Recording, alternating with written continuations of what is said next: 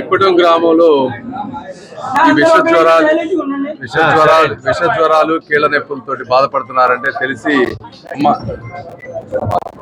ఇక్కడికి వచ్చాం. వచ్చిన తర్వాత రెండు చూసాం. ఒకటి, ఇంతకు ముందు చేసినటువంటి అరాచకం ఇళ్ళు చూస్తా ఉన్నాను, అన్ని పగలగొట్టారు.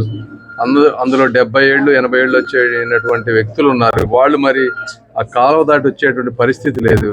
మరి ఈ రోజేమో 200 మందికి జ్వరాలు, విపరీతమైన కీళ్ళ నొప్పులు, నడవలేని పరిస్థితిలో ఉన్నారు.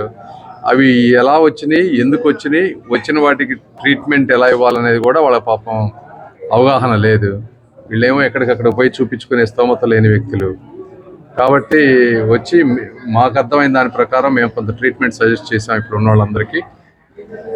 గవర్నమెంట్ అనేది ఇది మినిమం రెస్పాన్సిబిలిటీ. ఒకసారి వాళ్ళు వచ్చి చూసి, అంటే వాళ్ళు పగలగొట్టిన దానివల్ల వాళ్ళు ఎంత ఇబ్బంది పడుతున్నారు అనేది కూడా తెలుసుకోవాలి. ఇది కేవలం ఒక పార్టీ, ప్రపంచంలో వ్యక్తులకి ఎవరి అభిప్రాయాలకు తగ్గట్టుగా వాళ్ళు పార్టీలను సపోర్ట్ చేస్తారు. అంత మాత్రాన వేరే పార్టీని సపోర్ట్ చేశారని చెప్పేసి ఇళ్ళు పగలగొట్టేసి ఇంత అరాచకం అనేది చాలా దుర్మార్గం.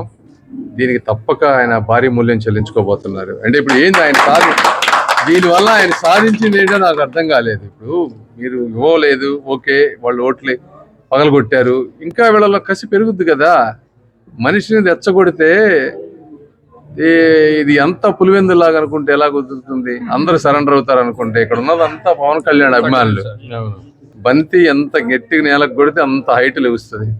కాబట్టి ఆయన తెలుసుకోవాలి. తెలియకపోతే తెలుసుకునేటట్టు చేస్తారు త్వరలో ప్రజలు. Thank you.